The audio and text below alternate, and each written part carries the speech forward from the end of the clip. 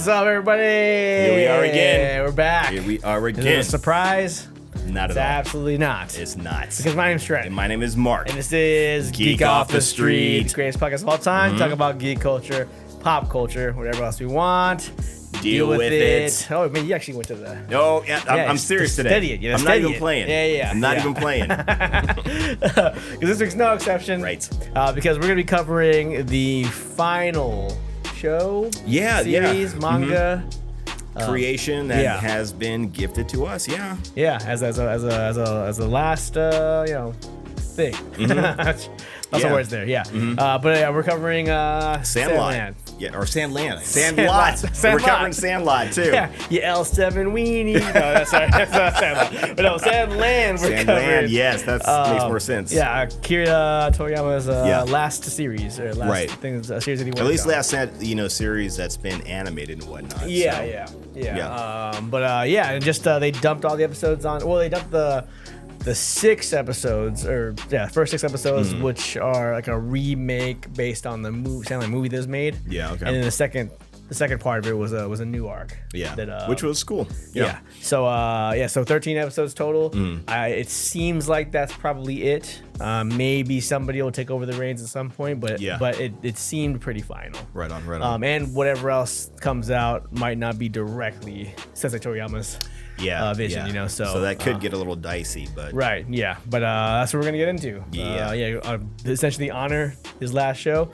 Talk about our thoughts on it. Yeah. Cool. Before we do that, yeah, what are we drinking this week?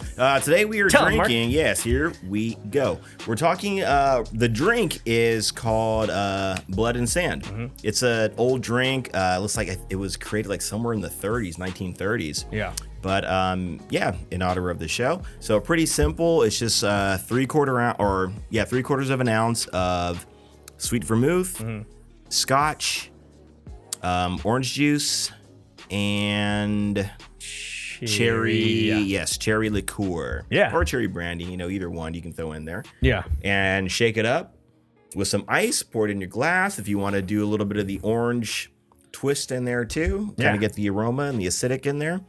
Jump it in there too. So it's definitely delicious. Yeah, I like this one a lot. Yeah. Yeah, that's pretty good. Maybe it's like alcohol though. I might have a problem, but either way, still good. It's good. Still good. So while we're drinking that, while you're mixing that at home, let's get on to some Sandland, huh? Yeah, listen. Yeah. Yeah. So again, we're talking about Sandland, as we were saying, 13 episode series, jumped on Hulu. It's essentially about, you're better at doing synopsises, I feel like. I start talking and then you round it out. No, you're good with it. But essentially it takes place kind of in a land where the water has, all but disappeared, and people are doing whatever they can to survive. The king sells water to his people, but he sells it at a very high price. So a sheriff from a local town takes it upon himself to go try to find. He gets a clue that makes him think, there might be water located somewhere. So he knows he's going to need help doing it, and he enlists the help of the demons that live, kind of close by. But clearly there are demons in the world, and everybody knows it. So he enlists their help. He talks to the prince of demons named Beelzebub. Beelzebub and one other demon named Thief, go along with him on their adventure to try to find this missing spring of water and to deal with the obstacles along the way between just, other bandits out there, between the military, and between the king that's monopolizing everything. Oh, yeah. So that's essentially it. That's it. See, you got it down, man. Good night, everybody. Yeah. So let's get into some positives and negatives, I guess, right off the bat.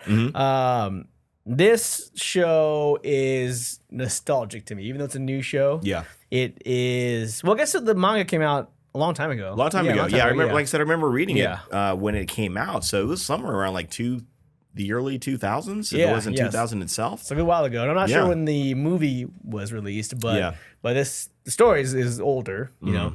But this show felt like an Akira Toriyama original. Big time. Yeah. Like it had that charm, that feel, the sense of humor, the kind of world building. Like this, you could tell right off the bat that this was his creation. And I enjoyed that a lot because it reminded me of when I first started watching Dragon Ball and Dragon Ball Z. Yeah. It made me feel that way, and which is a good feeling, you know. Because even now, like I was saying, I was rewatching Dragon Ball Z, and I wasn't really quite into it like I used to be. Yeah. But watching Sandland made me feel that way again. Oh, that's cool. Yeah. Very nice. And so that the nostalgia factor and the Toriyama charm is very present in the show. Yeah. So I really, really enjoyed that. Like to the point where I thought like the comedy in it was just making me laugh my ass off for some reason. Like just the dumb stuff where it was like this was like what I lends to like the ridiculousness of anime comedy essentially. Yeah. But man, it was just like from the beginning when it was like when he was testing all the demons and say, "What can you do?" Oh. Like, all of them are just like ridiculously not impressive. Yeah, not impressive. Yeah, abilities. It's like you guys are the worst. Yeah, you guys are not. Then I was wondering, are you guys doing that intentionally? Because they were kind of doing, yeah. But now it's funny that maybe that's what they were really doing their best. Yeah, you know what I mean? They're just chilling in their little demon village. They weren't trying hanging out, playing video games, and just messing around. Yeah, video games. I loved that one where he was just like, I was like, "Oh, I can fly. Oh, that's really useful. Show us." And it's like just he is like a foot off the ground. Like these maximum. Yeah. I mean, it's impressive. Yeah. It's impressive. But that made me laugh so much. And then there's, I wouldn't have thought of doing something like that. You know, what I mean, that's what makes it so funny. Like, that's great. That's great. That's great. It's so silly, yeah, but enough to where like the payoff is just like, that's clever enough. He wasn't lying. So. Yeah, he wasn't lying. Yeah. And then like I laughed a lot at like the swimmers, man. The swimmers are cool. Gosh damn, dude. Like the swimmers in the desert. Everybody. Yeah, the swimmers in the desert. Yeah. They're called the swimmers. And they're in effing Speedos and swim gear. Yeah, and there's ready to no go. water anywhere. Right. And there's like one, like the swimmers, just overall their characters are pretty ridiculous. And they're funny. But man, there's like one moment specifically when they're coming down the second part, I think, when they're coming down the river and they catch and pull them out of the river. Yeah, when they're fishing. Yeah. And like when Thief keeps like going and like Papa, the way he gets ready, just sticks his fingers in his nose and goes whoop whoop. Yeah, and his dives in. Like what was that? But is that some sort of swim thing? Like it's like a technique or just kind of like tradition how you start. But it's just like whoop, whoop, whoop. And then he dove in. I was like, what is this? And then he saves him. And then he saves him. Yeah. And then he gets the leg cramp. Right. Yeah. But then the theme song. Like, did you hear the music that was playing each time the swimmers showed up? Like, it was a song specifically for them, and in the background you could just hear people going "swimmers" in the music. Wow, I didn't and they're catch literally it. saying "swimmers." Like, and this every time you see them, it's the same song, but like it's just like "swimmers," or like whenever you see their faces, then you just hear that "swimmers." You know, it's so ridiculous, but man, it's like that. Those characters were made specifically for this. Yeah, but man, it got me rolling though. That's cool. It was so funny. Yeah, no, the show definitely it does have that Dragon Ball feel to it, very much so. Yeah, but I don't want to necessarily like better. That's not the right way to put it. No. I think maybe some of the jokes land a little bit better, or maybe the jokes are more current than they were in Dragon Ball, which came out like freaking in the 80s.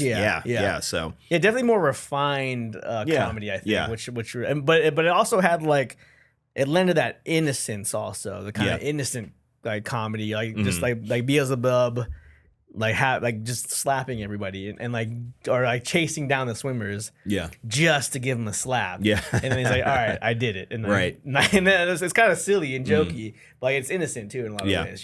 I mean it's 100% a show for that kids can watch. You know what I mean? Anybody can watch this. There's nothing offensive. There's nothing really bad in it. It's definitely for, probably for smaller kids. Again, like the best thing to compare this to is Dragon Ball. Yeah. The main character, Beelzebub, he's a lot like Kid Goku, like this, very powerful, kind of a small character, but a little naive, but strong, has a lot of hidden strength. He's completely Goku. As a kid. He was the character was funny. He has some innocence to him and all that kind of stuff, which is cool. One of the things that I liked about it, and again, broken record, but the animation in it, I liked. Yeah. I don't know what you call that style of animation. Yeah, I think I looked it up. It's like okay. It's partially CGI'd, Yeah, but also like 2D. It's CGI'd, cell shaded, but also 2D animation mixed in. Yeah, it's like a combination of it. Okay, kind of thing. okay. Yeah. So you can kind of see the modern. Yeah. Like the modern feel, but you can see some of the old style too. Yeah. Like with some of the landscapes or those kind of things. Yeah. Yeah, but it looks fantastic. It looks fantastic, and sometimes with CG animation, it's gotten a lot better, obviously. Yeah. But in the past, like it looked terrible. Sometimes it was blocky. They moved just incredibly weird. Yeah. So in this one, it's much better. Yeah. The detail is much better. You can 110% see it's Akira Toriyama's artwork, his style of artwork. Even like the attention to detail with like the vehicles. You know, like the tanks were like these little weird small things or whatever. But when you see in that second season, when you see like the resistance, those bikes that they had. The detail in them looks fantastic, and that's something you could see in Akira Toriyama's artwork. Yeah, and he was such a fan of machineries and vehicles. That was you can tell. That does not surprise me at all. You can tell. And to have this, that was like one of the the first season when like the tank battles, especially the first tank battle. The tank battle that was like one of the best things. That was fantastic. Like on the edge of my seat on some of those parts, man. And seeing like the first time you see Shiva or Rao, like really commanding this tank, and you're like, oh, this guy knows what he's doing. And that tank battle, God, it was great. Intense. It was great. It was like one of these fantastic like ship battles. Whether it's like submarines, like a Red October kind of thing, or whether it's like maybe like a Star Trek, where like the ships are kind of facing off and they got to use all these tricks and strategy. Yeah, to get them.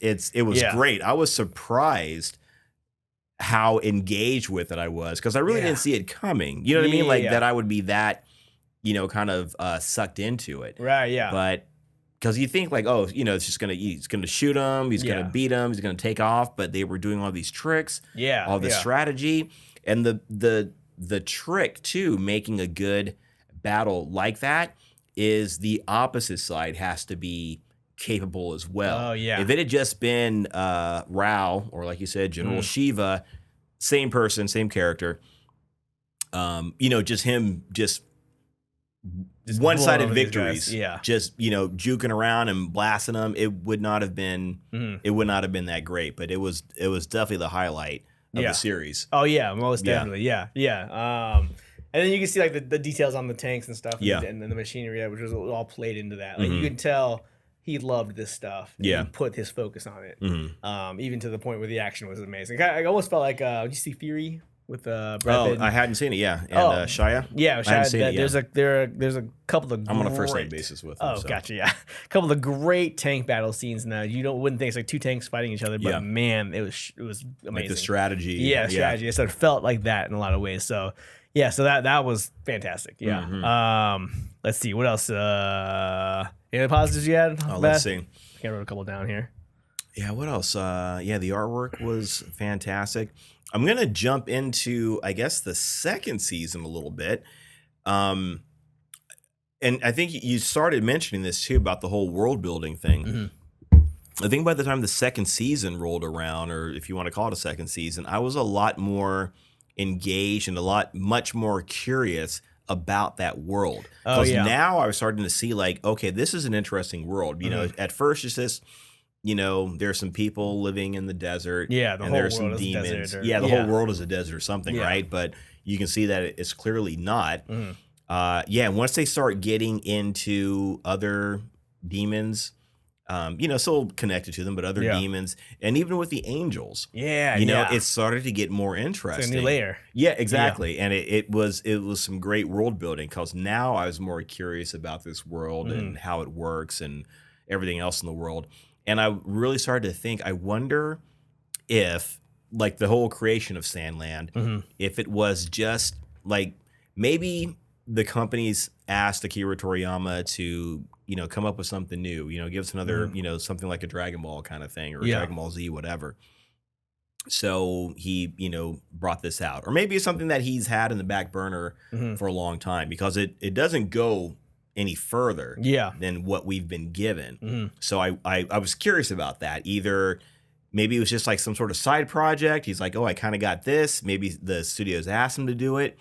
I don't know. I'm curious about how passionate he was about it, you know? Yeah. And then I started thinking maybe it's almost a setup. Maybe it was going to be like the next Dragon Ball, you know, and then rolling into Dragon Ball Z. You know, you see like this kid character, very powerful, you know, very strong. Not the strongest thing in the world, but, you know, definitely capable. Yeah. Like maybe as this, you know, if they got into a second, third, fourth season or maybe some sort of spinoff show, we're going to see Beelzebub grown up, older. Like I said, maybe that was going to be the next Dragon Ball Z if they're going to try to turn into that. Because I was kind of wondering if that might have been the point of it. I don't know. I don't know. But I was kind of, like I said, I was much more curious about this world when they kind of opened the doors and showed the rest or more of the world. Right. Yeah. Yeah. I was thinking the same thing. I was really, because I mean, like for the first part, I was interested in how quick they, you know, establish what's going on. Yeah. And so simple. Water is the most valuable thing. Sure. And that is naturally that is that what makes it is. Sense, you know? right. And if we got to a point where we needed to survive, water is the first thing you need. You know what I mean? Right. Yeah. And so I understand that king needs to go. Yeah. Like, right. What are you doing? Yeah. Right. And so they need to. So the whole thing that they're fighting over this basic need of water. Yeah. It was really relatable. It's like, I get it. That's simple. That's the most valuable resource. You need it. They're trying to find it. Boom. Yeah. That's it. So very simple, established. This is the world they live in, and I was pretty great with that. And I was pretty great with that whole arc. It's real quick to the point. But you know, there's a lot introduced. Yeah. But a lot resolved. That's true. Yeah, it wasn't long. Yeah, which would have been like, it would have felt like fillers. Yeah, like, yeah. Or, but it was just like straight to the point. There's no reason for it to be this long. Yeah, and it wasn't. Yeah, I know. And then you know, it established a great backstory. You know, resolved the backstory, and it was cool. I think it was fine for that first part. But then, when we got to the next part, I was like, well, what are they gonna do next? I thought it was gonna be over with that whole they got the water, they broke the dam. Now there's a river, everybody gets water. And that's it. But no, and then the second part happened, and I was just like, oh, there's a whole forest on the other side of the dam. Like, there was that. And nobody knew about this. You guys should have gone over there. Yeah, right. Right. Nobody knew about it. Why don't you just go to the forest? Yeah, stop. Yeah, I think living in that forest is probably better than living. Yeah. Like, what are the swimmers doing? Yeah, the swimmers apparently knew that. I mean, it seemed like they kind of knew that there was another. Yeah, because they were affiliated with the resistance in some kind of way. So unless they had figured it all out after the dam broke, but I was like, you guys go live. I mean, living in that jungle is probably better than living in the desert. Yeah, where there's nothing. Where there's nothing. Yeah, exactly. Except creatures that live underground and that that come out and but those dragon things. But then once that got further into the story, it just seemed like they were just expanding the world. It didn't seem like it was too far fetched after I kept watching the episodes. Yeah. So I was really much more interested as the world started building a little bit. Right. And that was great. Yeah. Yeah, I know one thing, a different thing that I kind of laughed about was that they had the again, you know, source material or from the source, Akira Toriyama, right? So there's always going to be his fingerprints going to be on it. But that canister that they had that trapped the demons or whatever. So I was like, that's the Mafu Ba. That's the from Dragon Ball. Oh yeah. So in Dragon Ball, there is a technique that can basically like defeat all evil. Anything that's evil can be defeated by it. And it's called this, you know, if you don't know this already, called the Mafu Ba. And essentially you do this technique and whatever is evil will get sucked into a container. Right. You know, I think in Dragon Ball it's like a rice pot kind of thing, which is funny. Yeah. But I think it's dangerous too. Like if you use it, then you basically you'll die if you use it. Yeah. So I think Roshi used it against Piccolo, right? Or King Piccolo, essentially. Yeah. And I think I want to say Tien tried to use it too. Did he try to use it against? Yeah, against it must have been, I don't know, was it Piccolo himself or Ma Jr.? I can't remember. But at any rate, I think it didn't work, or they missed, or something like that, or something crazy like he tried to put in it, but it missed. So this is just a better, Mafu Ba. You don't have to worry about putting your life on the line. Yeah, you know, maybe that's where they got the technique from. So I liked thinking about these worlds actually maybe kind of spilling over or crossing over in some sense. Yeah. Only because when you see all the Demon King, he looks like Deborah from Dragon Ball Z, that the Boo arc, right? So yeah, whatever his name is, Bibbidi or Bobbidi. I think it might have been Bobbidi. Yeah, when he gets, the henchman that he has with him, he looks like a demon, right? It's the same guy, just the coloring is a little bit different. Yeah. So I love thinking about the fact that maybe that is him. Oh, yeah, might be him, maybe because he's a demon, They look the same, right? They dress the same. Maybe he got put under a spell by Bobbidi or Bibbidi and whisked over there to fight whisked over to the Dragon Ball Z That's world. true, yeah. Because again, there's there's the Mafu Ba. They don't call it that, but same thing. Is money Zenny? They do call it Zenny. Yeah, they call it the same thing. So I thought that was funny too. Yeah. So there are some connections for sure. Yeah. yeah. Since he wasn't shy about that either, making the connections. Yeah. Keep it simple. Yeah, which is cool. And you want to see those kind of things, I think. Yeah.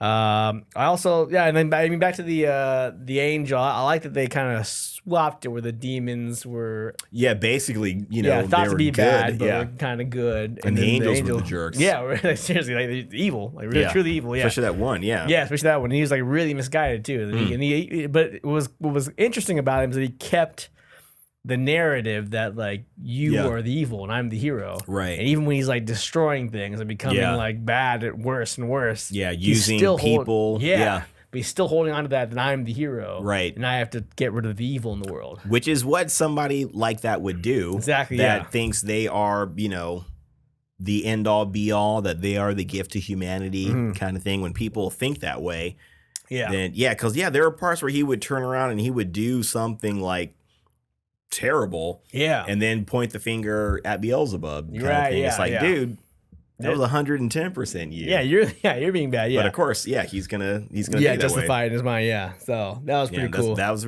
pretty interesting. I thought that was a great way to have that villain arc. That's what some people do, man. Yeah, right. Just one more thing about the Toriyama stamp. They're like the names. Like he does this with the names. Just kind of does these like funny little names, and like like the king's name was Jam. Oh, and then was Bread. His name was Bread. Right. And then the girl, the princess name was Anne. Anne, right. So I'm thinking like Jam and Bread. Oh, right? But you're right. I noticed that too. He does that kind of thing. Right, like with Bulma and Trunks. Yeah, Bulma, Trunks. Dr. Briefs. Launch. So, like the names are just like they are actual regular things that aren't typically people's names. Right. Or, Kakarot. Things Carrot. Kind of work. Vegeta. Radish. Or Raditz, all that kind of stuff. Nappa, all that kind of stuff. This guy, he's like having fun. That's just his like. It's cool. It's cool. I like it. Humor. And that shines through. That's why that was another part of the charm for the show that I loved. It's like bread and jam. Bread and jam, Come on, man. But I mean, overall, I think I'll say I had fun. The show was just fun to me. Like I felt like that without. Once we get into negatives and stuff, we'll get into that. But like without like removing all that kind of stuff, like the technical sides of things, it was fun. It was a fun and enjoyable ride, I think, overall. And it looked great, and it's easy to watch. You know what I mean? There's nothing crazy offensive or there's nothing vulgar, or anything like that. And it's super short to the point, so you're not really committing a lot of time or effort to it. Or feel like you're just being dragged along when they could have wrapped it up like 3 or 4 episodes ago. So that's overall like a good positive. It was a concise story, but short. Like it's got to the point and it was good. Well, let's move on. Right. Yeah. So cool. Then negatives, I guess. Negatives. Yeah. I think like again with how obviously amazing Dragon Ball is, Dragon Ball Z. Yeah. It's easy to poke holes in like story or characters or those kind of things because it's not what it's about. It's about it's just about these fighters getting stronger to fight the next bad guy. It's very simple and there's not really a lot to take out of the story side or like the lessons, that kind of thing. And I think with Sandland, once you like take a step back and remove the nostalgia goggles a bit, you can kind of see that it's not generic, but story-wise or character-wise, it's kind of recycled in a lot of ways. Yeah, definitely. Yeah, and there's not like a lot of interesting or like wow moments to the storytelling, I think. Yeah. And I think that's typical to Toriyama's animes and his mangas, you know. Yeah. But yeah, there were a lot of like things that I kind of looked sideways at sometimes. I got maybe more nitpicks, but I think like well, I guess first was like the forest land to me didn't seem like that was like that was organic in the first arc. Right. Yeah, I imagine when they were doing when he was writing the first part of the story or was getting animated or whatever the case was, Forest Land didn't exist. Yeah, I hear you. And then when they're like, oh, let's make a second series, the Forest Land. Yeah, let's do that. Yeah. On the other side of the dam that we just blew up. Right. You know what I mean? Or right. the other side of the kingdom, one side of like the world is desolate, but for whatever reason, the rest, all forest. Like, well, then this world isn't that bad if there's a place where there's like resources. And all you got to do is just like keep moving. Yeah, you know what I mean? Go a little bit further. Yeah. So I mean, and I know they're trying to justify like the planes have been banned or whatever, I guess, but like you're not gonna, someone's gonna stumble upon that. Yeah, I mean, but those guys were able to make it over there. I mean, if the sheriff, who's like, probably at least in the 60s or whatever, was able to, in theory, make it over there, then it wouldn't be impossible for, a caravan of people to make that same trip kind of thing. It wasn't like they like traveled for months to get there. It was like she was like, oh, I know a secret passageway, and they were there immediately. Yeah. So that to me, I was kind of looking. I was like, oh, that doesn't seem like it was like as natural. Yeah. And there's just like a couple things like I don't know. I thought like if in the second season, like when that big machine's gonna blow everything up, and General Ade shows up with like 6 tanks or 10 tanks or whatever. Yeah. Like, wouldn't you, if you're the supreme commander, wouldn't you be bringing the entire army with you to stop this thing from destroying all of Sandland? Like, the stakes should be pretty high, and you're showing up with 10 guys. Yeah. Get everybody. Like, out get everybody. here. Like, this should be all out war. You know, at all costs. So I don't know. Just it got kind of like it was just like there's like holes there. It was just like this is kind of like plot convenience or kind of just I don't know. You can't really look past it once you're out of this nostalgia, I think. Right. Yeah. I think it's one of those things too, like with this type of show, I think just anybody in general is better off not expecting too much. Anything deep or anything. Exactly. Yeah, no lessons. It's not exactly. No lessons. There's no lessons to learn from it. All the drama that's in there with, the general dealing with his past and what he's lost, and even Princess Anne dealing with, that, what she's learning about herself and all that kind of stuff. It's not anything that's going to make you walk away and think about, life and humanity and your place in it. It's not that. Yeah, it's not different than that story, Yeah. And I think it's pretty evident in that, and maybe I guess I don't know what my thoughts were when I went into watching Sandland. Yeah. And I don't think it was that. I wasn't looking for anything deep. Yeah. I don't think, but it just there were like it was just like moments that like like typical tropes. Like I mean, how many moments were things gonna be really bad and then somebody shows up to save you at the last minute, like the bit, and that's such an overused kind of story trope. That's done a lot, and it happened almost every major battle. Somebody saved somebody from something right at some point, and it kept happening over and over again. Yeah, and like that.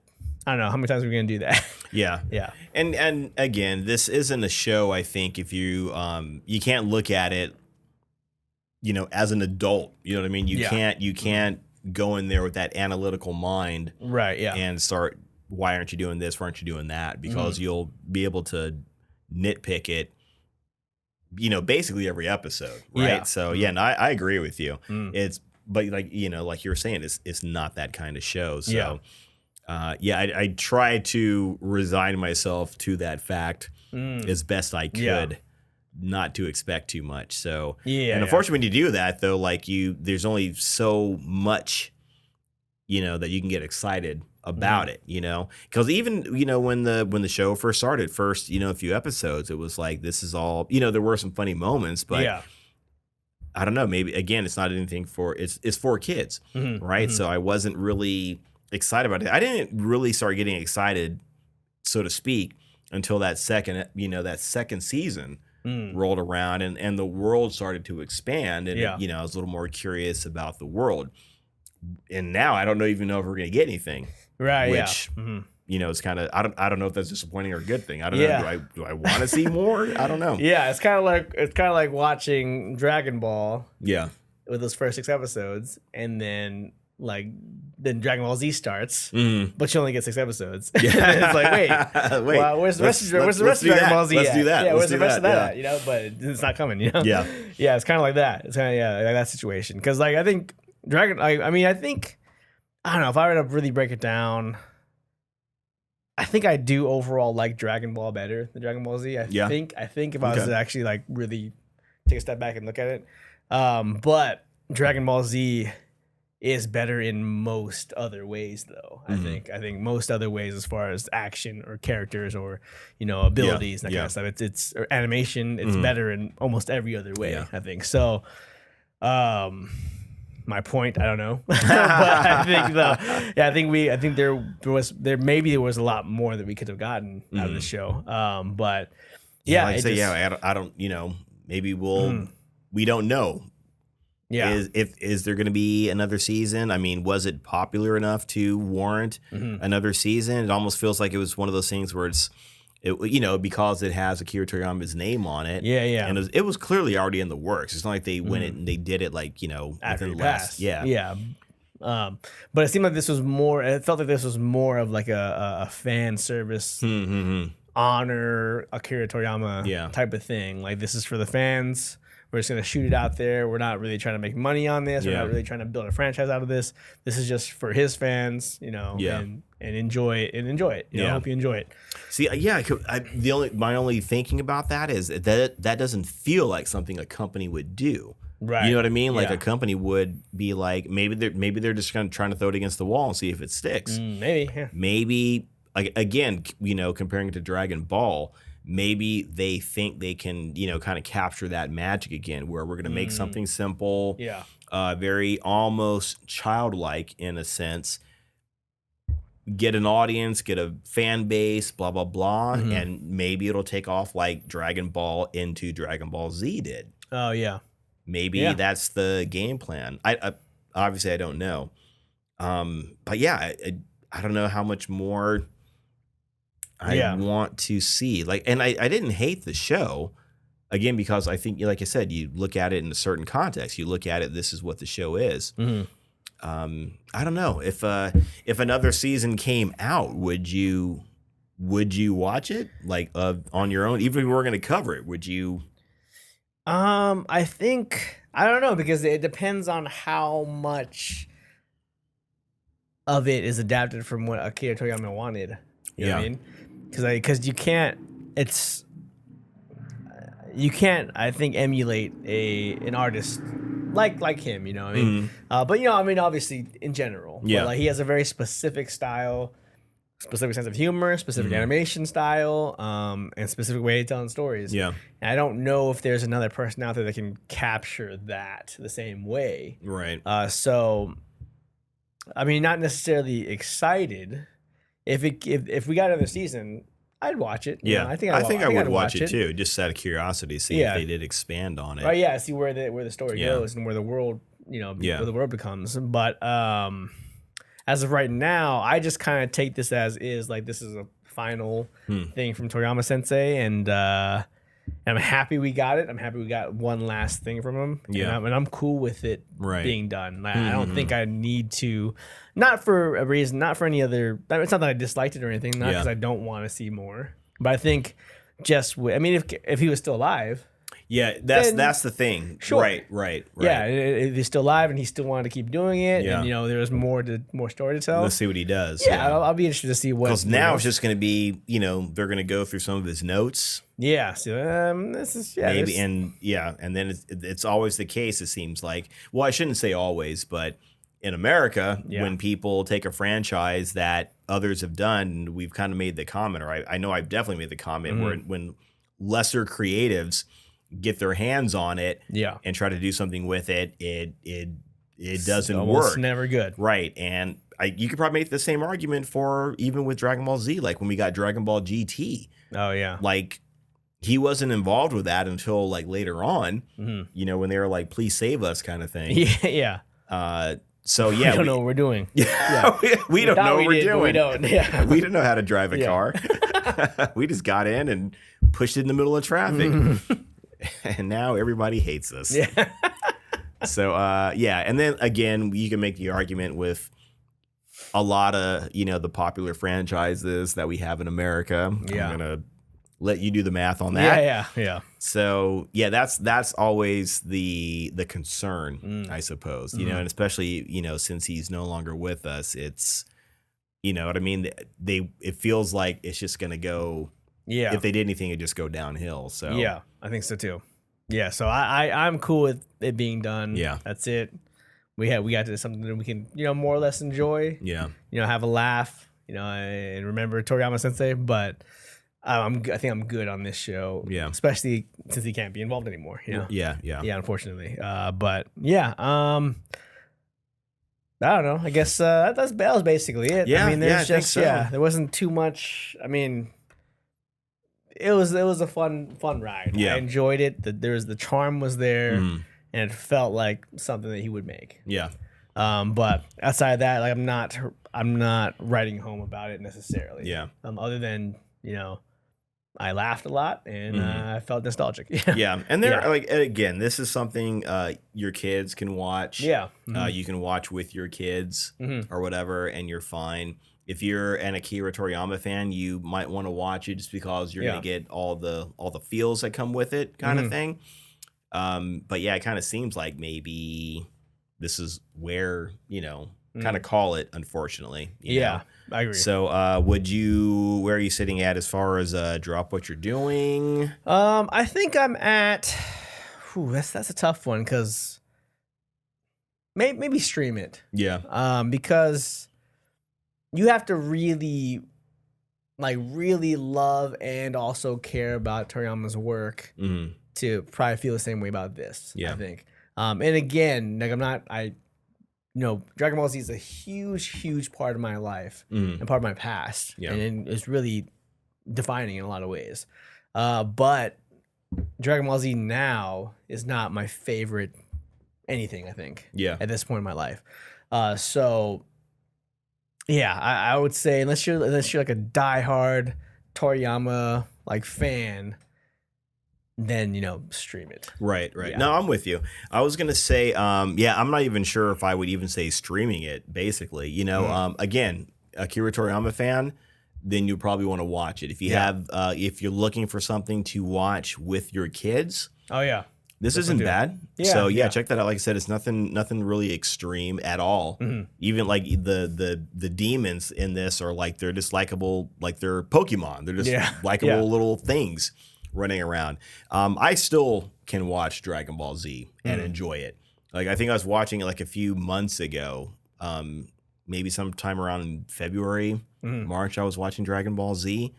I still watch it and love it. So, yeah, it's taste or preference or, you know, whatever. So it's no big deal. But, yeah, with this particular show, there's nothing new to gain from it. So unless you're, like I said, you got kids, you're just a hardcore Akira Toriyama fan, then by all means check it out. Otherwise, there's nothing to gain from watching it. You know what I mean? It's not like the artwork is cool. If you want to see some cool artwork and laugh a little bit, check it out. But yeah, that are pretty fun. Other than that, though, it's I don't know. You can have it on your list somewhere. You know, if you got nothing else to do, plug it in and watch it. So yeah, you got a rating for it? Percentage wise, I mean, just because I did have fun watching it. Yeah. And it wasn't like I did not like it. You know, I had a lot of fun with it. It was charming. It wasn't like a labor to watch. Yeah, no, not at all. Yeah, I was just kind of like sitting there watching it, laughing here and there. Yeah. And kind of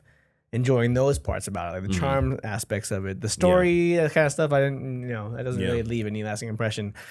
So just because I had fun with it, I think I'm sitting at like maybe a 78. Okay. 79, That's cool. because it was just a fun watch. Like, there are a lot of things about it that reminded me of why I love why I loved Dragon Ball and Dragon Ball Z and when I was a kid, basically. Yeah. Okay. Cool. Cool. But yeah, you? Yeah, I was gonna say somewhere more along, like maybe like 74, somewhere between like 70 and 74. In all honesty, again, there's nothing wrong with it, and the cool thing about it is, or was maybe, it's as far like the potential. Yeah. For me, that's the cool thing about it, right? And the thing is, it's an Akira Toriyama seed. Yeah. So just because he is who he is, like Dragon Ball turned into Dragon Ball Z, which turned into the anime craze that the world is into. You know what I mean? It's maybe something else would have been that catalyst that would have sparked it to become the next big thing. Maybe. Yeah. Maybe. Yeah, And I'm sure it would have was. happened. I'm 100% sure it would have happened. But everybody can't be the first man on the moon. Right. Yeah. Right? So somebody did it. And in this case, Akira Toriyama, not the first man on the moon, but Akira Toriyama was the one that differentiate. Let us differentiate. Make sure you're in case you got lost somewhere. Akira Toriyama and Dragon Ball Z was that catalyst. That was the spark. That ignited the anime craze that blew up in America, then into the rest of the world, and everything else. Which is where we're at now. Which is everywhere. Yeah, anime is like one of the most popular mediums of entertainment, and that's because of Toriyama, and Dragon Ball Z. Yeah, maybe that's part of the reason why it got made, because there's such an anime craze right now. Maybe. I don't know. It's hard to say, but But I mean, I will say though, because I know we've been doing a lot of anime. Sure. Yeah, we have. And there has been. I don't think any of the animes have gotten me excited about anime.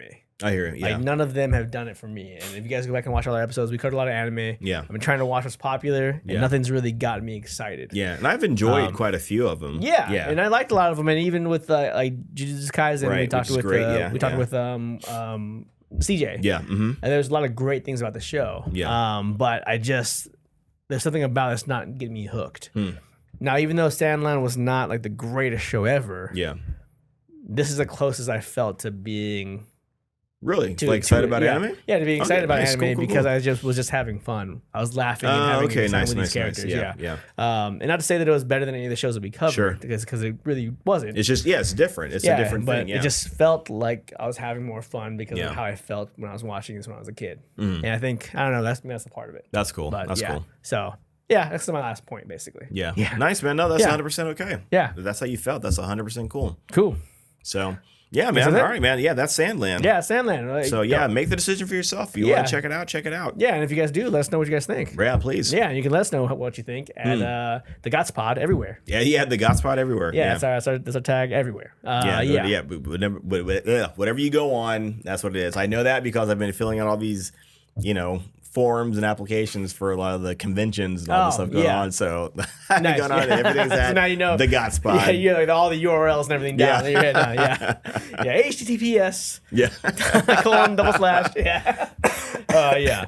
Cool. So before we wrap it up, anything we're into this week? Ooh, this week. So watching X-Men.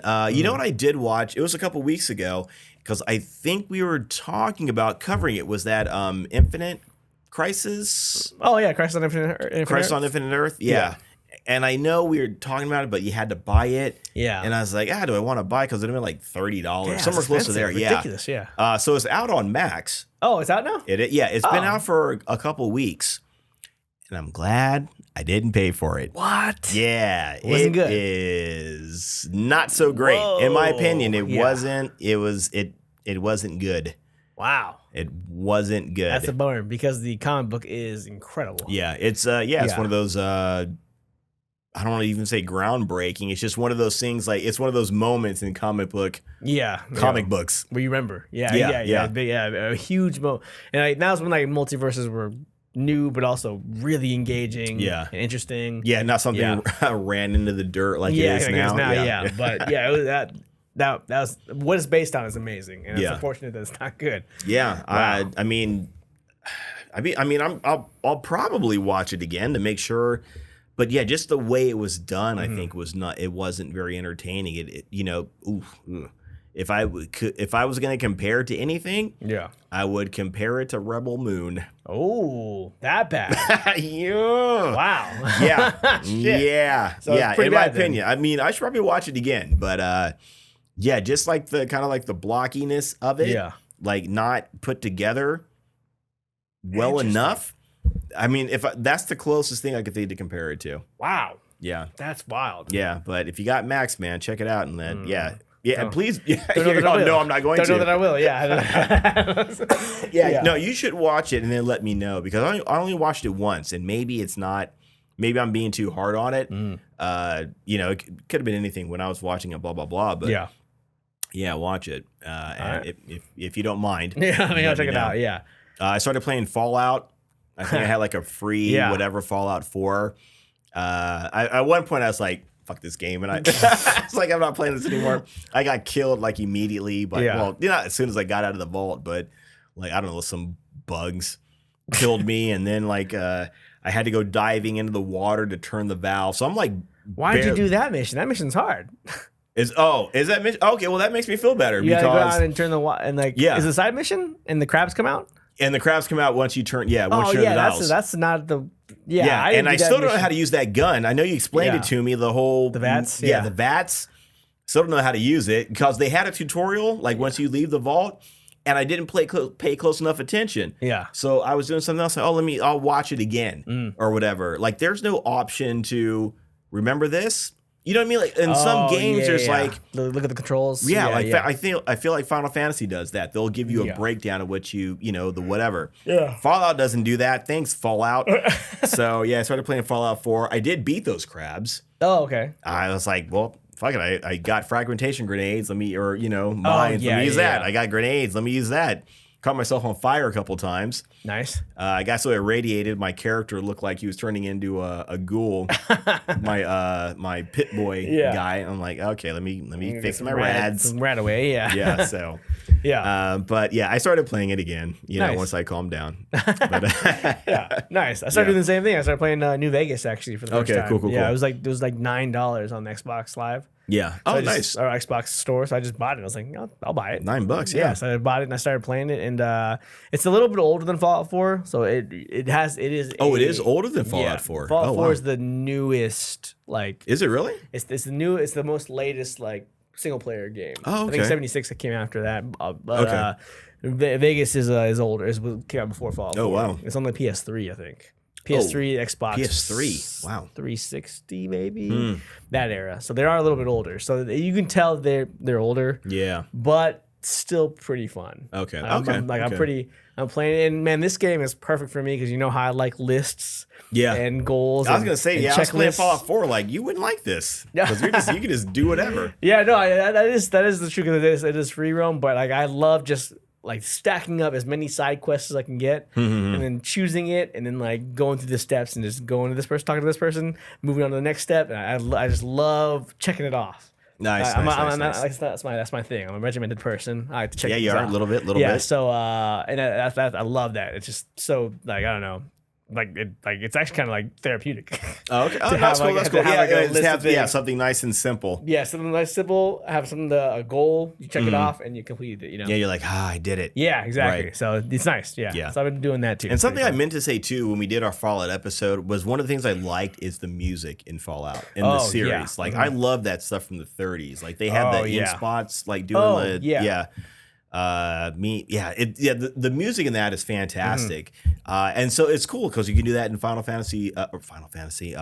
4. You have that option. You can turn the radio on and listen to whatever kind of music that they have available as long as you're in range. So that's definitely cool, man. I think when I was playing Fallout 4 in Washington, man, there was like just when you go to the opening screen, and the music they're playing there is just always like stays in my head now. Nice. And like all the different man, this is so random, but like in Washington there was a racetrack, like a horse racetrack called Emerald Downs, and it sounded like, to me it just sounded like a Fallout like town. Oh yeah, nice. Emerald Downs. Yeah. And so every time I drove by Emerald Downs, like I can't wait to be done with work so I can play Fallout. That's cool. Right on. Yeah, it's a weird little like association thing that I had in my mind. But yeah, that's all good. That's cool. That's Fallout cool. 4, man, was I put so many hours into that game. Nice. Okay. So nice, cool. What about you? Anything? Just this Fallout 76 or Fallout Vegas. Okay. I might jump on 76 because Kenji's been playing it on live. Nice, Kenji. If you get a Xbox Game Pass, it's free on there. Okay. So, yeah, so I was thinking about doing that, jumping on there and playing with him and Mikey. But other than that, I mean, I try to watch 2 members of the X-Men. I think I'm done with animated series. I'm just go to 76. Okay. I'm just skip and go to 76. What do you mean, like with the animated series, the original one? The X-Men? Yeah, I watched a few more 97. episodes. 97. Sorry. Yeah. I watched a few more of the original ones, and I was like, let the I can't originals do go. more. Man. I'm done. Yeah. So I went to. I'm gonna start 70 or 90, 97. Yeah. 97 this week. And then I think you're gonna. I think it's in my opinion is pretty good. Pretty good. Yeah. Drew has a opposing opinion of it so far. I feel like Drew's like trying to come at me is what I'm feeling like right now. Every time I say something, Drew's like, "Oh, well, what about this, Mr. Pope?" Yeah. All right, Drew. I'll leave it Accept for him, your challenge, man. I'll leave it for him. He has a couple things that he wants to talk to you about when we have. And hey, that's the treat. I got no problem setting him straight. Let me see if I can fix him. Let me see if I can help this man out. Yeah, he's all right. I'm gonna help him. Yeah, maybe. Yeah. But that's the treat though. He's gonna be here in 2 weeks to talk. On the show. So yeah, maybe next week. I don't know. Yeah, maybe everybody. Yeah, one of our biggest listeners. Yes. My good cousin, one of my best friends, Kenji. He'll be down here next week. Yeah, we're gonna get him on the show. I'm gonna try to tie him up, throw him in my trunk, and bring him to the studio. Do what you gotta do. So that he can come on the show. So, do what you gotta do. And our GOTS glasses. And right.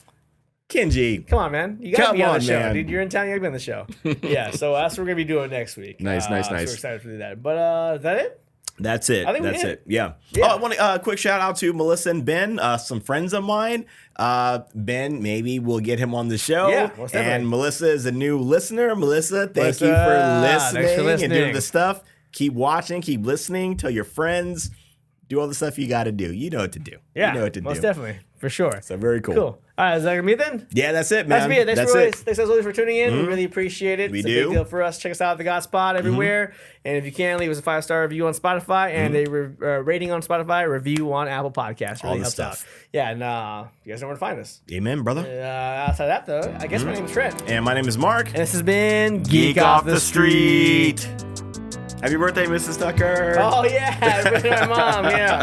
Yeah. And then her birthday was like the day before my mom's birthday. Your mom's on the 10th? Yeah. Wow, very close. Crazy. Yeah, crazy. Why? She like, no, you give me 2 gifts. My mom was always like, no, you're not going to give me 1 gift for both.